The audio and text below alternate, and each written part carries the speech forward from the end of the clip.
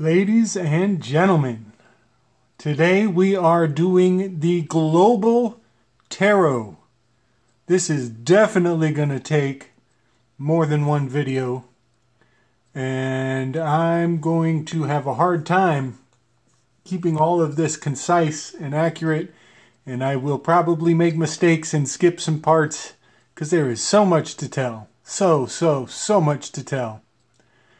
Just today I began this endeavor, and the more I look, the more I see, and so I have tried to map out my vision, and I'll try to explain what I am seeing here as best I can. We will start with the global zodiac. This is the map of the world. So the right is the map of the world. The left here, that is the map of the United States. And what we are benefiting from is the perspective of 20/20 hindsight.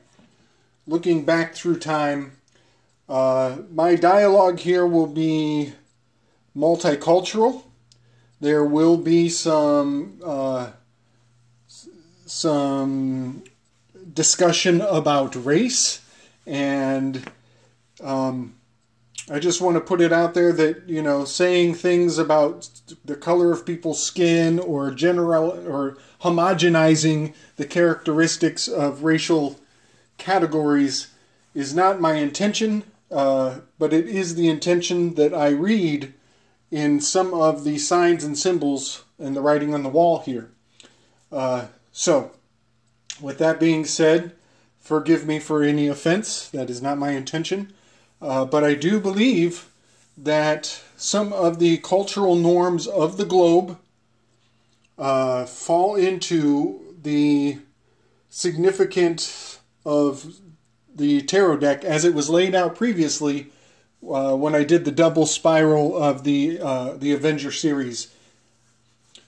So what you see here is basically me spreading out my my single tarot deck to represent what I'm trying to convey as best I can. Bear with me. We have a limited amount of time per video, so I'll move forward. This all began with me thinking about Virginia, the Virgin, the Virgo, and it's significant in the Far East. How, you know, that is the Hermit card in the tarot. In the zodiac, it is the Virgin, the Virgo. And it began to dawn on me that Tibet, they are hermits. They are renowned for their meditative discipline. And it was quite profound how they embody this Hermit card. And then it began to occur to me that, you know, unincorporated Tartaria originally was described to me when I was a youth as unincorporated territories.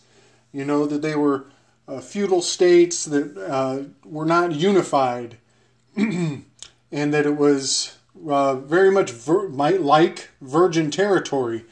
Some research is coming up in the more recent days to indicate that they were more of a global network, but the concept of ignorance and naivete and being washed away from history, new beginning, kind of lends to that Virgo hermit mentality.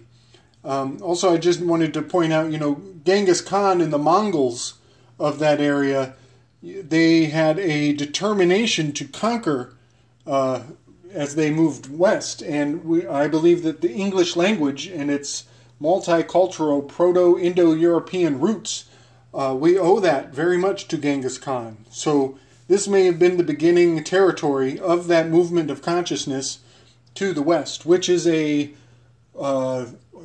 long-standing tradition of history, the movement of consciousness from east to west, much like the sun. So we'll start there with the Virgo, Hermit, unincorporated Tartaria. And then I'll drop down, you know, then we'll drop under this boundary, the equinox line, which could potentially represent the Great Wall. and we're moving into China, Asia, and India. And look at the sign for Libra. The sign for Libra has something of a wall and a sun coming up over the wall. So I'm quite convinced, the significance of these symbols are global. We're dealing with geomancy, with the harnessing of Earth's energy to direct consciousness. So this is where some things get a little bit culturally touchy. I'm trying to be as sensitive as I can, but they worship the dragon in Asia. The dragon is a pivotal to their creation myth, and Libra is the symbol of scales. Scales, as we know, are a dragon-oriented term, not as well as the weighing of the use of weights and measures. I believe that the relationship between Hindu language and the Hebrew language have a tie-in over here in justice, and we know that the Hebrew language is central to the history of a long-standing justice system. So I find it very beautiful, in fact, that the possibility that Hindu, Hebrew, Asia, India, the resource of many metals, alloys, chemistry, even gunpowder, comes from that part of the world. And so it seems appropriate that the scales would be a symbol of that. And her sword, in fact, represents this equinox dividing line, the Great Wall, the dividing line. And that Great Wall was potentially a prison. They might have, those boundaries between the Mongols and the Chinese may have been more to do with a prison than a defense system. Look into Anatoly Flamenco for more. So dropping down, we fall into the Hangman, the Scorpio, and the Hangman is upside down in Australia, the land down under, upside down world, where again we're dealing with prison culture. That was a penal colony, and penal has much to do with Peter. Again, we're dealing with a phallus, but the cross of St. Peter is an upside down cross in the southern hemisphere. We are definitely dealing with this Scorpio hanged man image when we deal with Australia, which by the way is gold. AU is gold. Australia is star, golden star. That penal colony, they were working to bring precious metals. So the hanged man of St. Peter, the upside down cross of St. Peter, all lend to that Australia gold star. Also on their flag, I believe there's a constellation that, don't quote me, but they might have a lot to do with that cross of St. Peter. So moving forward, this category was very complex. It was not easy to consolidate this into a small space to bring forth all the information, but this is Sagittarius. Sagittarius had the Magician card originally, and also this Temperance card. Well, funny enough, that's the Middle East, and the Sage would be Solomon, and the Teres would be Hiram Abiff. And Hiram Abiff introduced Solomon to the Queen of Sheba. Sheba is goat, and that will be our next category here. So all of this is a kind of a blending of essences, which is the Temperance card, of the African and Middle Eastern cultures and their change and exchange of goods and spices, which she's holding a medicine bowl. There you got it. And also there's land and the ocean, the milk and the honey, the promised land. It's all built in to this section of the world. So at this point, so this is Middle East and Africa blended together. Sheba, Solomon. So at this solstice, the winter solstice, I made a geographic dividing line. And so at this point, we will be jumping over the Atlantic Ocean and we will land on South America. And South America would be, in the zodiac, Capricorn. Capricorn is the crown of corn, the golden crown. So I have here the crown of corn, Capricorn, Quetzalcoatl, the corn snake. And even the Capricorn, Quetzalcoatl, all have that hard K sound. And they were very much in South America. They were very, very interested in the blood sacrifice, the spilling of blood down the pyramid.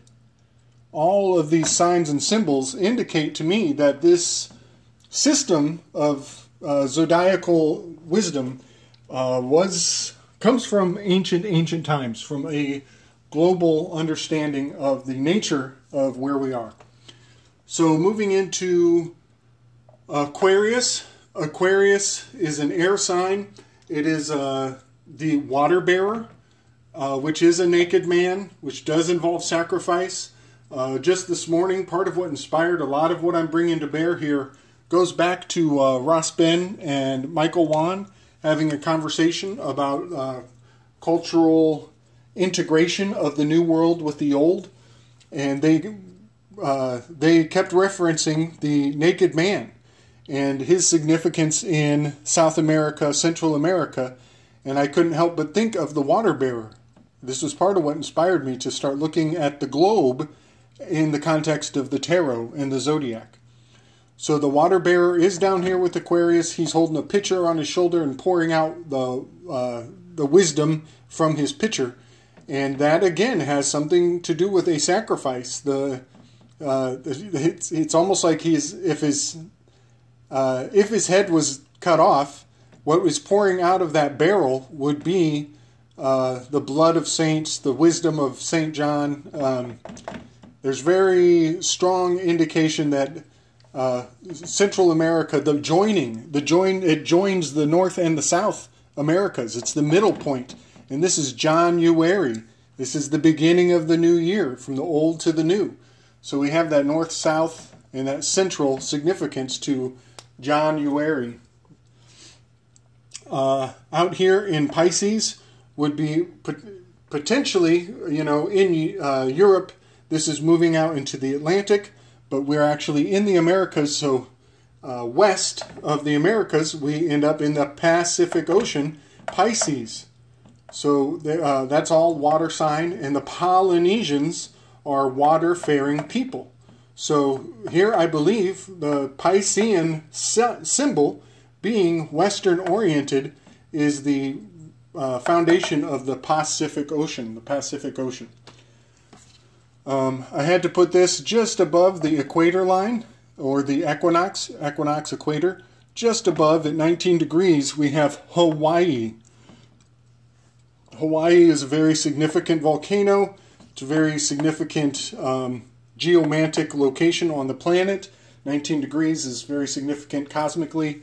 But I couldn't help but think as I wrote this down how Hawaii is a volcano, it has the two eyes, and Pompeii is a volcano, and it has a EII on the end. So these double eyes, two eyes, at the significant volcano locations, tells me to look. Tells me to look twice. Tells me to show respect.